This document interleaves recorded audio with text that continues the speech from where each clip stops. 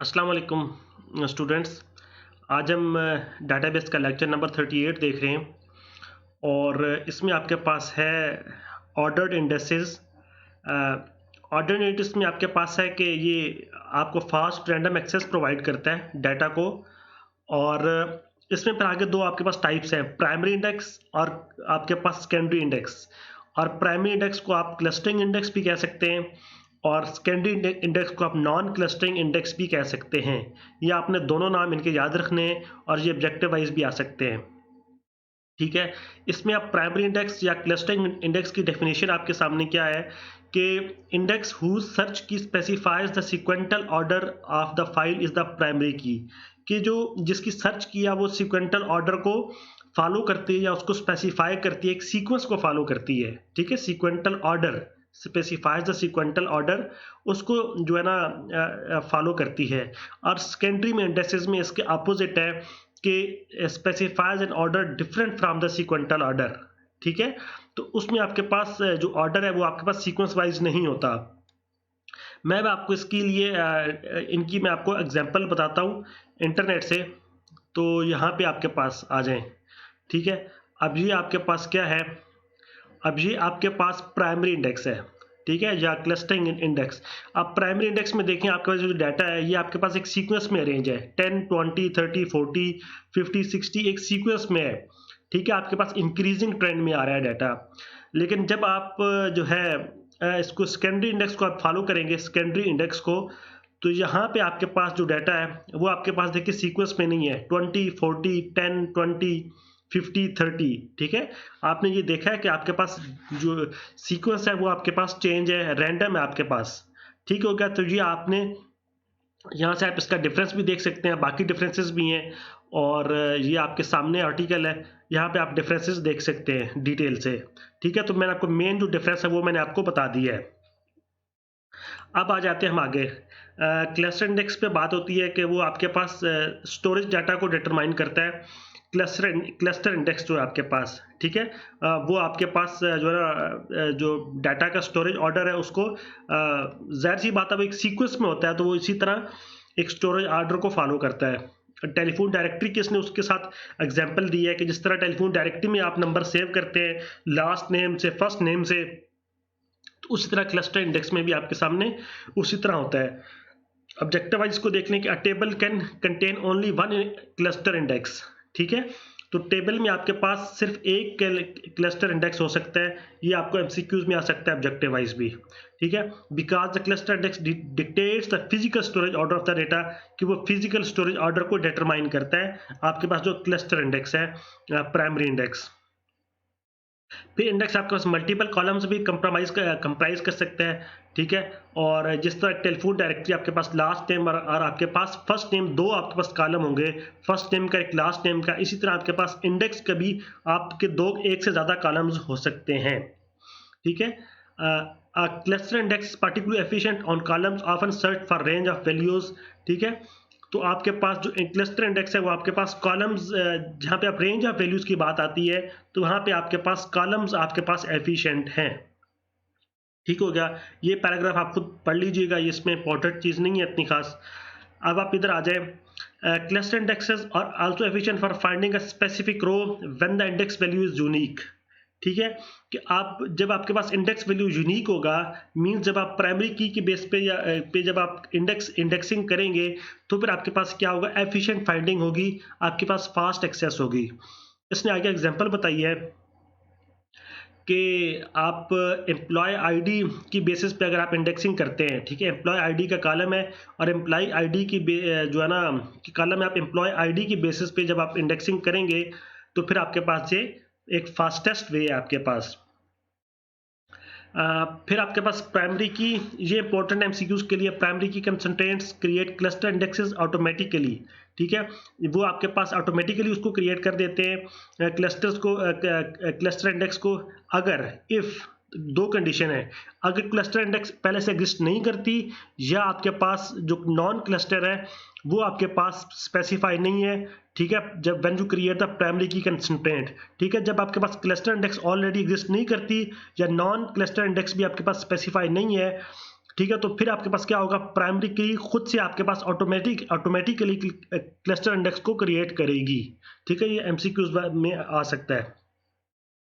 तो मैं कोशिश करता हूँ कि लेक्चर शॉर्ट रहे, लेकिन अगर मैं ज़्यादा शॉर्ट करूँगा तो फिर आपके पास जो इंपॉर्टेंट चीज़ें हैं वो स्किप हो सकती हैं।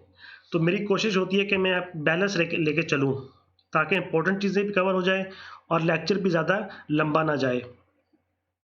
नॉन क्लस्टर इंडेक्स की बात होती है कि आपके पास non cluster have the same B tree structure, ठीक है, as cluster index with 2 significant differences.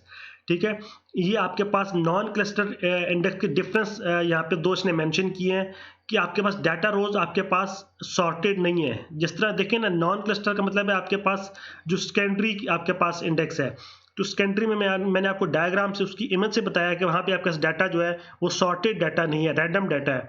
तो यहाँ पे वही बात कर रहा है कि data rows are not sorted और leaf layers of a non cluster index does not consist of the data page.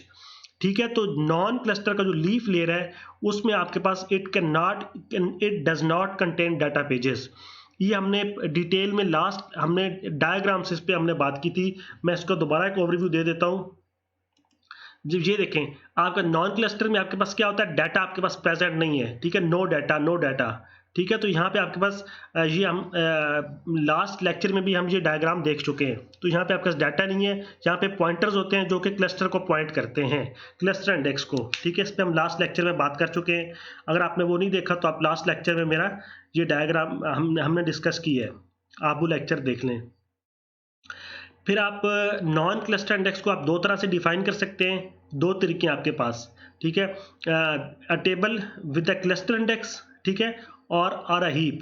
ठीक है, if the table is a heap it does not have a cluster index, ये पहला case है। अगर तो आपके पास ठीक है, टेबल आपके पास अगर हीप है, ये नॉन क्लस्टर को डिफाइन करने के 2 तरीके हैं। तो the row locator is a pointer to the row. ठीक है, तो आपका जो रो लोकेटर है वो आपके पास क्या है, पॉइंटर टू द रो है। अब अगर आपके पास क्लस्टर इंडेक्स एग्जिस्ट करता है टेबल में, ठीक है, तो the row locator is the cluster index key for the row. तो आपके पास जो है क्लस्टर इंडेक्स आपके पास रो लोकेट करेगा। ठीक है, रो आपके पास डाटा को लोकेट करेगा, क्लस्टर इंडेक्स। तो row locator is the cluster index. ठीक है, यहाँ पर ये बात कर रहा है कि आपने do not choose large columns as the keys to cluster index if a table also has non cluster indexes. ठीक है, अगर उसमें आपके पास पहले से नॉन क्लस्टर इंडेक्सेस हैं तो आप लार्ज कॉलम्स क्लस्टर इंडेक्स के तौर पे आप ना चूज करें।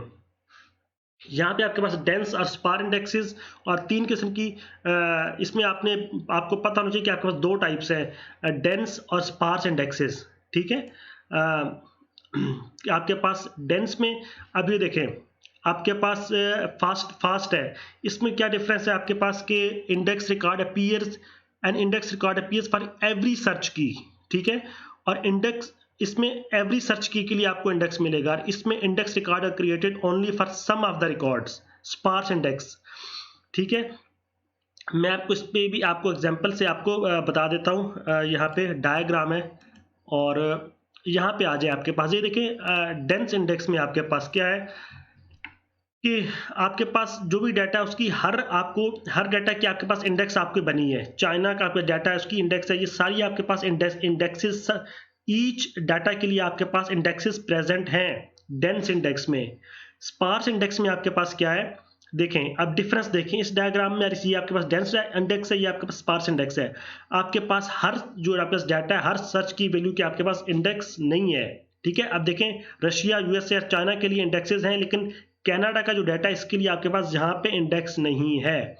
ठीक है, तो आपने ये इन 2 डायग्राम्स में आपने डिफरेंस अच्छी तरह देख लेना है कि इसमें आपको ईच सर्च की वैल्यू के लिए आपको इंडेक्स नहीं मिलता है यहाँ पे।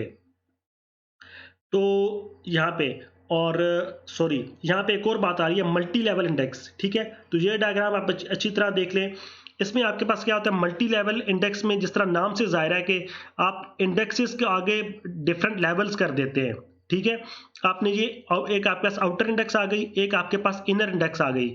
मींस आपने इंडेक्सेस को डिवाइड कर दी, आगे उनकी फर्दर डिवीजन कर दी है। और हमने ये डिवीजन क्यों की है इनर इंडेक्स और आउटर इंडेक्स में, ताकि अब ये देखें अब ये ज़्यादा है और ये आपके पास थोड़ा स्मॉल है। ठीक है, तो हमें मेमोरी को भी देखना है, हमने स्टोरेज को भी देखना है। ठीक है, तो हमें ये भी ख्याल करना है कि स्टोरेज हमारा कम से कम यूज़ हो। तो आपके पास इसलिए हमने इनको आगे फर्दर हमने लेवलिंग फर्दर डिवीजन कर दिया। तो ये एक मल्टी लेवल इंडेक्स की आप आगे एक डायग्राम इसको आप देख सकते हैं, ये आगे डिस्कस हो रही है। अब आप आ जाएं तो स्पार्स इंडेक्स के यहाँ पे जो ये पूरे पैराग्राफ में जो उसने बताया हुआ है वो उसमें यही होता है कि आप पहले पहुँचते हैं किसी एक इंडेक्स के थ्रू, आप किसी डाटा पे पहुँचते हैं, यहाँ पे फिर आप सीक्वेंटली सर्च करते हैं। ठीक है, स्पार्स इंडेक्स में आपके पास सर्चिंग जो है वो डिजायर्ड आपके पास जो डाटा आप वहाँ तक पहले किसी इंडेक्स को पकड़ेंगे, डाटा तक पहुँचेंगे, फिर आपके पास जो है ना आप उसमें सीक्वेंटली आप सर्च करेंगे। तो इसमें आपके पास ये बात इसी पैराग्राफ में यहाँ पे लिखी है। डेंस इंडेक्स आपके पास फास्टर होते हैं, ये आपने थोड़ा कंपैरिजन देख लेना है। ठीक है, डेंस इंडेक्सेस फास्टर होते हैं लेकिन आपके पास but sparse indexes require less space and impose less maintenance for insertion and deletion. ठीक है, डेंस इंडेक्सेस आपके पास फास्टर होंगे लेकिन जो स्पार्स इंडेक्सेस का फायदा है वो क्या है कि वो आपके पास स्पेस कम लेते हैं। ठीक है, स्टोरेज आपके पास इनकी अच्छी होती है और ये आपके पास इनकी मेंटेनेंस इनकी कम है। तो ये आपने इसको देख लेना है। आगे फिर आ गया मल्टी लेवल इंडेक्स की बात आ गई। ठीक है, तो मल्टी लेवल इंडेक्स में भी देखें कि 1 लाख रिकॉर्ड्स हैं, इसके लिए हमने इंडेक्सेस की स्पार्स इंडेक्स के लिए भी जब आप इसकी 1000 रिकॉर्ड्स की जब आप स्पार्स इंडेक्स करेंगे तो आपको इतने इंडेक्स आपको बनाने पड़ेंगे 10,000। ये फिर भी एक ज़्यादा नंबर है। ठीक है ना, देखें 10,000 आपको इंडेक्स ज़रूरत पड़ते हैं 1000 के लिए। तो फिर आप क्या करते हैं, वहाँ पर आप उसको लेवल का मतलब आगे डिवाइड कर देते हैं और यहाँ पे फिर आपके पास बाइनरी सर्च की बात हो रही है कि बाइनरी सर्च के मैं आपको लेक्चर 35 के लास्ट पे मैंने आपको बताया था डेफिनेशन। तो वहाँ पे यही होता है कि आप उस पर आप उस पर बाइनरी सर्च भी अप्लाई कर सकते हैं। बाइनरी सर्च यही है कि आप पहले सबसे पहले मिडल में देखते हैं, ठीक है, और वरना आप जो है लेफ्ट हाफ में देखेंगे और फिर मिडल से आप राइट हाफ में आप अपनी वैल्यू सर्च करेंगे। तो बाइनरी सर्च का ये कंसेप्ट है, ये हम लेक्चर 35 के लास्ट पे हम डिस्कस कर चुके हैं। Use binary search on outer index. ठीक है, वो आउटर इंडेक्स जो मैं आपको पहले दिखा चुका हूँ डायग्राम में। Additional levels of indexing may be required, जिस तरह हमने फर्दर उसको डिवाइड कर दिया है तो वो ये बात कर रहा है एडिशनल लेवल्स की। इंडेक्सेस की बात कर रहा है कि वो आपके पास उसको ऑल लेवल्स पे जब आप इंसर्ट या डिलीट करेंगे तो आप इंडेक्स आपने अपडेट करने हैं। ठीक है, और each level of index correspond to a unit of physical storage. तो वो हर इंडेक्स आपके पास एक फिजिकल स्टोरेज के कोरिस्पॉन्डेंस है। फिर यहाँ पे 2 लेवल स्पार्स इंडेक्स आपके पास इंडेक्स अपडेट। तो ये है कि आपके पास हर टाइप के आपको इंडेक्स को आपको अपडेट करना पड़ेगा। Every type of index must be updated.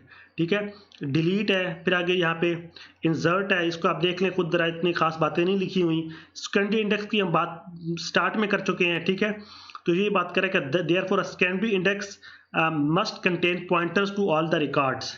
ठीक है, तो जो डिफरेंस था आपके पास मैंने वो आपको बता दिया है।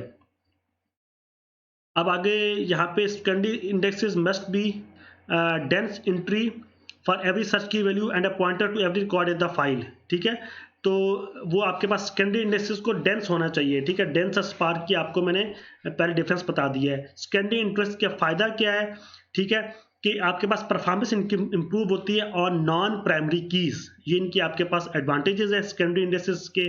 और इनका आगे डिसएडवांटेज भी आप इसको कह सकते हैं, they also impose serious overhead on database modification whenever a file is updated every index must be updated. ठीक है, तो आपके पास ये डाटाबेस मॉडिफिकेशन का इनका मतलब इशू हो सकता है कि आपको जब भी आप कोई फाइल अपडेट करेंगे तो आपको इंडेक्स भी आपको अपडेट करना पड़ेगा। ठीक है, तो इसका ये एडवांटेज आपने देख लेना सेकेंडरी इंडेक्स का, और ये आपके पास उसका डिसएडवांटेज आपके पास आ जाएगा। और डिज़ाइनर की मर्जी है कि उसने सेकेंडरी इंडेक्सेस को चूज़ करना है या नहीं करना। फिर आगे इधर बात आ जाती है आगे कंपोजिट कीज़ की और कनकैटिनेटेड कीज़ की। कनकैटिनेटेड कीज़ में क्या होता है, सर्च की for index can contain several fields. ठीक है, कि सर्च की फॉर एन इंडेक्स के सर्च की आपके पास में डिफरेंट फील्ड्स हो सकती हैं सर्च की में। ठीक है, ऐसी की को आप कंपोजिट या कनकैटिनेटेड कीज़ कहते हैं। आगे इसने एग्जांपल दिए यहाँ पे एज सैलरी की। एज सैलरी भी यानी आपके पास की आपके पास एज सैलरी भी हो सकती है, सैलरी एज भी हो सकती है। आप एज सैलरी के लिहाज भी सर्च कर सकते हैं, सैलरी एज के लिहाज भी सर्च कर सकते हैं, एज के लिहाज से भी आप सर्च कर सकते हैं और की सैलरी के लिहाज से भी आप सर्च कर सकते, और सिर्फ आप सैलरी के लिहाज से भी सर्च कर सकते हैं। ये आप डायग्राम देखें, डायग्राम आपका क्लियर है, ठीक है। कि आपके पास एज सैलरी यहाँ पे है, दोनों है। यहाँ पे भी आपके पास सैलरी पहले एज बाद में है, यहाँ पे सिर्फ एज है और यहाँ पे आपके पास सिर्फ सैलरी है, ठीक है। तो ये आपके पास डिफरेंट, आपके पास कंपोजिट कीज है। फिर आपके पास इक्वलिटी क्वेरी में बात आ जाती है। यहाँ पे आपको दो जरा ऑब्जेक्टिव वाइज आपने दो तीन चीज़ें देखनी है कि पहली बात हो रही है यहाँ पे इक्वलिटी क्वेरी की, ठीक है। यहाँ पे मैंने लास्ट में लिखा हुआ है कि each field bound to be constant. और रेंज क्वेरी में क्या होता है, each field not bound to be constant. ये आपने दोनों में आपने इनका डिफरेंस अच्छी तरह, रेंज क्वेरी या इक्वलिटी क्वेरी की इस पूरे पैराग्राफ में बात हुई है, आपने इन दोनों का डिफरेंस आपने देख लेना है। वो यही है कि an equality query is one in which each field in the search key is bound to be a constant. जो बात मैं यहाँ पे कर चुका हूँ कि हर फील्ड आपके पास कांस्टेंट होगी, ठीक है। आपको डाटा जब आप रिट्रीव करेंगे तो ये एज इज इक्वल टू 20 और सैलरी इज इक्वल टू 10। अब ये देखिए ये दोनों चीज़ें कांस्टेंट रहेंगी। ये इक्वलिटी क्वेरी की बात हो रही है। सैलरी 10 और एज 20 का हमें डाटा चाहिए, ठीक है। जिनकी एज 20 है और जिनका हमारे पास सैलरी 10 है, हमें वो ये दोनों चीज़ें आपके पास कांस्टेंट रहेंगी। तो ये आपके पास इक्वलिटी क्वेरी हो गई, इसमें फील्ड्स कांस्टेंट रहती हैं। फिर आपके पास हैश फील्ड ऑर्गेनाइजेशन, ठीक है। हैश फील्ड ऑर्गेनाइजेशन आपके पास किसको फॉलो करती है, इक्वलिटी क्वेरी को फॉलो करती है, और ये आपने याद रख लेना है। और रेंज क्वेरी में क्या होता है आपके पास, in which not all fields in the search keys are bound to be constant, जिसमें आपके पास सब फील्ड्स आपके पास कांस्टेंट नहीं होती, वो आपके पास क्या होती है, रेंज क्वेरी मींस आप उसमें रेंज स्पेसिफाई कर देते हैं। एज तो आपने यहाँ पे मेंशन कर दी, लेकिन आपने सैलरी आपने मेंशन नहीं की, तो सैलरी कोई भी हो सकती है, ठीक है। यहाँ पे इसी तरह आपने रेंज एक मेंशन कर दी कि एज इज लेस देन 30 और सैलरी इज ग्रेटर देन 40। तो आपने जो एक रेंज आपने मेंशन कर दी है, तो यहाँ पे आपके पास फील्ड्स कांस्टेंट नहीं रहती। यहाँ पे आपके पास ये लेक्चर एंड हो रहा है, होपफुली आपको अंडरस्टैंड हुआ होगा। अगर इस लेक्चर से रिलेटेड कोई क्वेश्चन है तो आप मुझे कमेंट में ज़रूर मुझसे पूछें ताकि मैं उसका आंसर कर सकूं। इंशाल्लाह नेक्स्ट हम लेक्चर नंबर 39 और 40 पे बात करेंगे। इसमें आपके पास व्यूज़ पे डिफरेंट तरह के व्यूज़ हैं, उस पर हम बात करेंगे। इंशाल्लाह आपसे नेक्स्ट लेक्चर में मुलाकात होती है, तब तक के लिए अल्लाह हाफिज़।